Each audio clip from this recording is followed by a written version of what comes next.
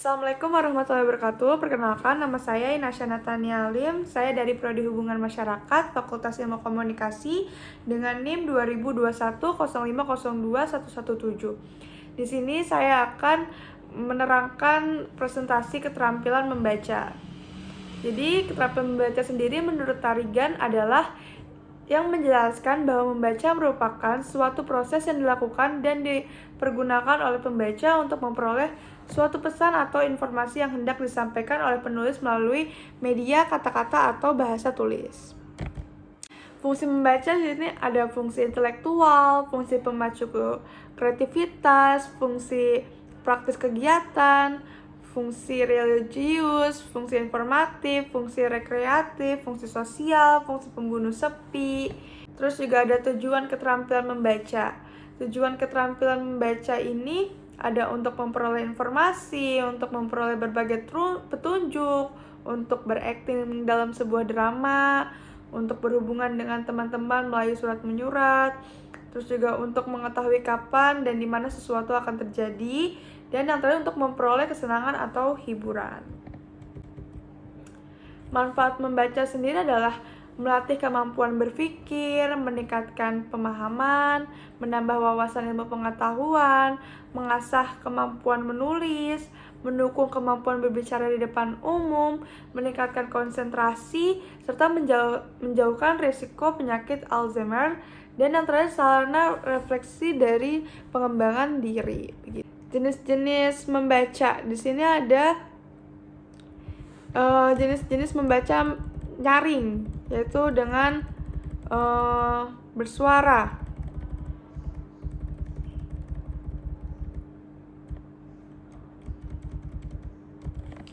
Jadi, jenis-jenis membaca bersuara sendiri adalah suatu kegiatan membaca yang merupakan alat bagi pembaca bersama orang lain untuk menangkap isi yang berupa informasi bagi pengarang.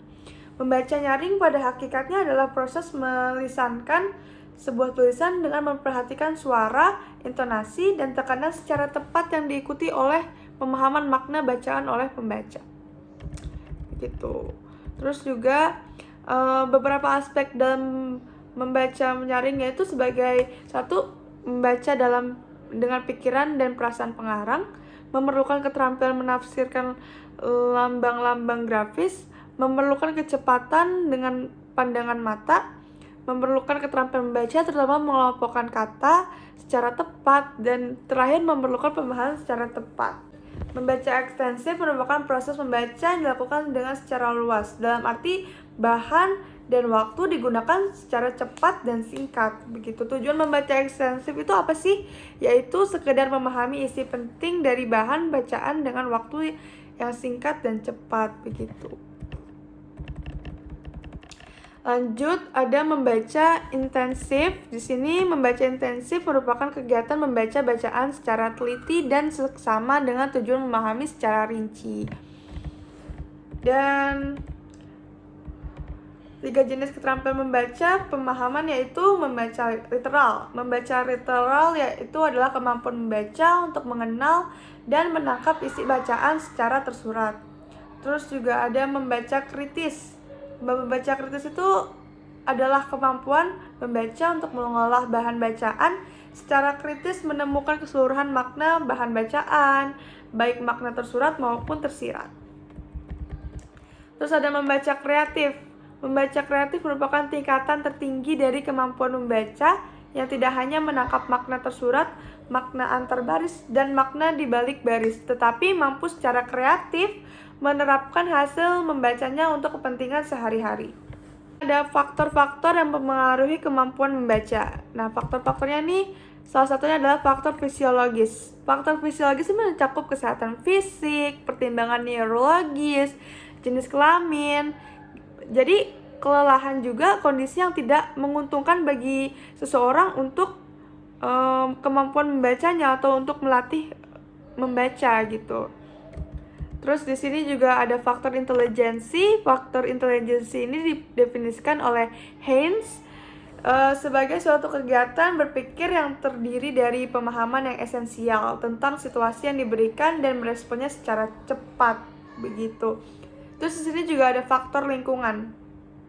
faktor lingkungan yang juga mempengaruhi kemajuan banyak orang gitu ya. Jadi faktor lingkungan tersebut antara lain adalah latar belakang dan pengalaman siswa di rumah. Jadi lingkungan dapat membentuk pribadi, sikap, nilai, dan kemampuan bahasa anak. Kondisi di rumah mempengaruhi pribadi dan penyesuaian diri anak dalam masyarakat.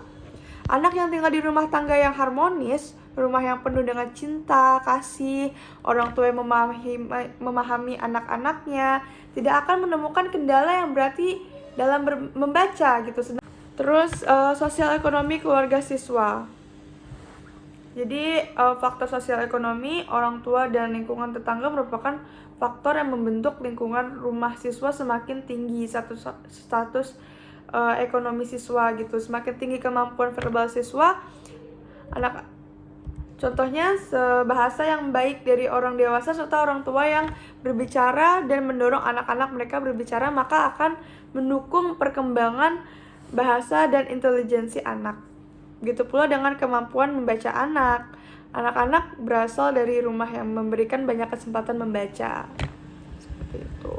Terus juga ada faktor psikologis. Jadi faktor psikologisnya antara lain sebagai motivasi, jadi motivasi dorongan untuk anak-anak atau supaya menumbuhkan keterampilan membaca seperti itu. Minat, terus juga kematangan sosial, emosi dan penyesuaian diri seseorang. Harus mempunyai pengontrolan emosional pada tingkat tertentu karena anak yang mudah memutuskan iya atau tidaknya membaca seperti itu. Terus di sini ada teknik membaca. Teknik membaca di sini ada baca pilih atau selecting. Jadi baca pilih atau selecting ini dilakukan dengan cara memilih bahan atau bagian bacaan yang dianggap relevan dengan kebutuhan pembacanya, begitu. Terus ada juga baca lompat atau skipping, dipakai untuk menemukan bagian bacaan relevan dengan kebutuhan pembacanya, dilakukan dengan cara melompati bagian-bagian yang tidak diperlukan. Terus juga ada baca layap atau skimming, adalah membaca dengan cepat untuk mengetahui isi umum atau bagian suatu bacaan. Membaca layap dibutuhkan untuk mengetahui sudut pandang penulis tentang sesuatu, menemukan pola organisasi paragraf, dan menemukan gagasan-gagasan umum dengan cepat. Berikutnya ada baca tatap atau scanning, atau disebut juga membaca memindai. Jadi scanning ini adalah membaca sangat cepat.